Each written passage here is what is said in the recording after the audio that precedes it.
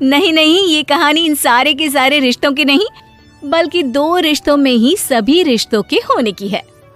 अरे बहू, मेरे और तेरे ससुर जी की रोटी मत बनाना, मैं बना लूंगी, दिन तक ठंडी हो जाती है। बहू जो कि एक वर्किंग लेडी थी। नहीं नहीं माँ जी, मैं अच्छे से कपड़े में लपेट देती हूँ ना, आप क्यों मेहनत करेंगी, माइक्रोवेव में गर्म कर लेना। अरे नहीं बहू, मेहनत मत कर, वैसे भी ऑफिस में कम मेहनत होती है क्या, जा रहने दे। लेकिन बहू मानती नहीं, वो सास ससुर की रोटी बना कर ही जाती है। दोपहर में खाने के वक्त ससुर जी कहते हैं, अरे बहू को रोटी बनाने के लिए क्यों मना कर दिया, क्या हो गया, ठंडा ही तो खाते आए हम लोग हमेशा से। अरे वो क्या है ना, सुबह ऑफिस जाती है, घर का सारा काम करने में वक्त लग जाता है, अरे थकती है वो अलग, तो मैंने सोचा बहाने से ही थोड़ा कम काम करवाऊं। ससुर मुस्कुरा रहे होते हैं। ये तो अच्छा है, बहू को समझना जरूरी है। वक्त बीत रहा था, घर में सब खुश थे कि एक दिन, माँ जी आप शाम को थोड़ा टहलने निकला करें, घर पर रह रहकर हड्डियां जाम होती है, पापा को भी ले जाया करिए, मैं वक्त पर तो आ जाती हूँ। बहू ठीक 5 बजे ऑफिस से घर आ जाती है। फिर चाय नाश्ता बनाकर सास ससुर के साथ बैठती, उन लोगों को सारा दिन का हाल बताती। रात को पति घर आता है। क्या बात है बेटा, ऑफिस से आकर कभी हम लोगों के साथ भी बैठा कर। अरे माँ, दिन रात काम करके मन ही नहीं करता, अगले दिन की फिर तैयारी होती है, आप और पापा ही कमरे में आ जाओ।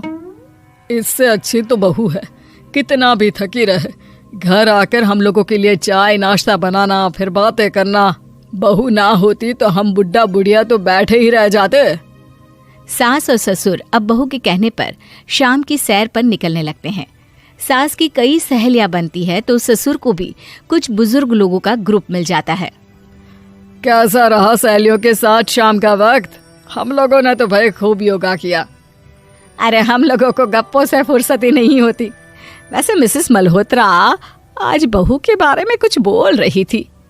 तभी वहाँ ऑफिस से बहू आ जाती है जो जींस और टॉप में होती है।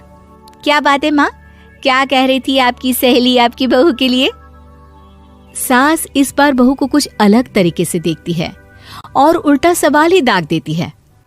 क्या कह रही थी वो हटा, ये बता, तेरे ऑफिस में तो मर्द भी काम करते होंगे ना? बहू जो अब तक मजाक कर रही थी वो सीरियस हो जाती है। मर्द होंगे नहीं माँ जी, मर्द ही ज्यादा है, हम 5 ही लड़कियां हैं ऑफिस में। अरे तो अच्छा लगता है क्या ऐसे कपड़े पहनती हो?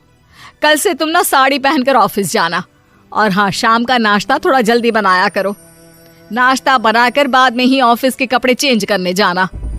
बहू को समझ में नहीं आता कि सास को हो क्या गया है, लेकिन वो कुछ नहीं कहती, सीधे किचन में जाकर चाय नाश्ता बनाती है और सास ससुर को दे देती है। अगले रोज बहू ऑफिस के लिए तैयार होती है तो खूब सुंदर सी साड़ी पहनती है और ऑफिस के लिए निकलने से पहले सास और ससुर के पैर छूती है और निकल जाती है। क्या बात है, आज मेधा के ऑफिस में लग रहा है कोई फंक्शन है। अच्छा, पता नहीं, मुझे तो बताया नहीं, वैसे तो सारी बात करती रहती है। अरे देखा नहीं कैसे साड़ी पहनकर जा रही थी? अरे वो तो मैंने ही बोला है उसे। अरे अच्छा लगता है क्या रोज रोज ऐसे सूट या जींस में जाना? बहू हो, बहू बनकर रहो।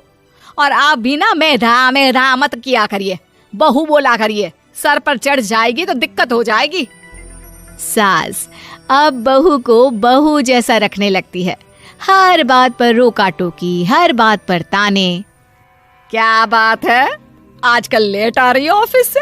अरे चाय के लिए भी देर हो जाती है, हम लोग फिर पार्क में भी देर से पहुंचते हैं। सभी की बहुएं वक्त से चाय नाश्ता करा देती है अपने सास ससुर को, बस एक तू ही है जो उस वक्त ऑफिस से निकलती है। माँ जी, वो एक रास्ता पुलिस वालों ने न जाने क्यों बंद कर रखा है, जिसके कारण ट्रैफिक ज्यादा हो जाता है। मैं कोशिश करूंगी कल वक्त से पहले निकल जाऊं। ससुर देख रहे होते हैं कि बहू अब परेशान सी रहने लगी है। एक रोज, मेधा, बेटी मेधा। जी पिताजी। बेटा देख जरा कौन सी टी शर्ट अच्छी लग रही है। वो क्या है ना, शाम को सब बदल बदल कर टी शर्ट पहनते हैं, मैं भी सोच रहा हूँ कि आज कुछ अच्छा सा पहन कर जाऊं। हाँ पिताजी, ये सही है। ये लाल वाली ना बहुत जचेगी आप पर। मेरे पापा पर भी डार्क रंग बहुत जचता है। क्या चल रहा है? अरे ससुर के सामने घूंघट तो छोड़ो, ऊपर से रंग बताया जा रहा है टी शर्ट का। अरे बहू, कोई संस्कार दिए नहीं है क्या तेरी माँ ने? बहू इस बार बहुत निराश हो जाती है। वो वहां से तुरंत अपने कमरे में चली जाती है। अब बहू घर का सारा काम करती, ऑफिस जाती, लेकिन साड़ी और सर पर पल्ला लेकर। एक बार पड़ोसन उनके घर आती है। वाह सुमित्रा बहन, बहू का तो रूप ही बदल दिया। ठीक किया, बहू बहू जैसी ही अच्छी लगती है। अच्छा चलती हूँ मैं। पड़ोसन के जाने के बाद सास बड़ी अकड़ के साथ कहती है, देखा मेरा कमाल, कैसे मैंने मेधा बहू को कंट्रोल में कर लिया। अब बारी ससुर के बोलने की थी। हाँ सुमित्रा, बिल्कुल ये काम तो किया है तुमने, लेकिन कभी सोचा क्या खो दिया? क्या खो दिया? मैंने तो कुछ नहीं खोया जी। खोया है, पहले बहू जब ऑफिस जाती तुम्हारे पैर छूकर तुम्हें गले लगाती, लेकिन अब सिर्फ पैर छूती है। हाँ जी, ये बात तो आप ठीक बोल रहे हैं। पहले घंटों हम लोगों से बात करती, कमरे में ना जाती, ऑफिस से आते ही खुद की चाय, खाना, नाश्ता सब हम लोगों के साथ करती, सारी बात बताती।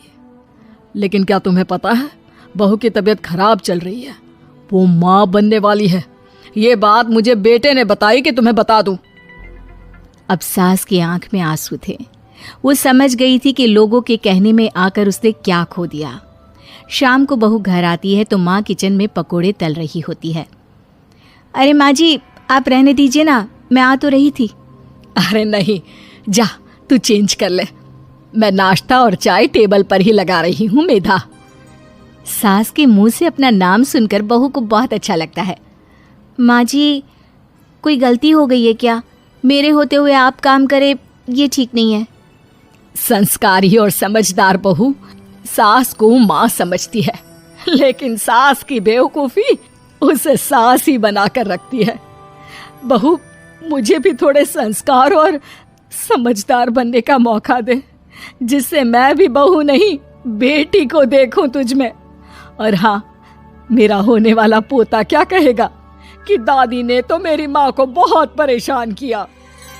बहू सास को गले लगा लेती है। नहीं माँ जी, वो कहेगा कि माँ को तो दादी ने बेटी बनाकर रखा है।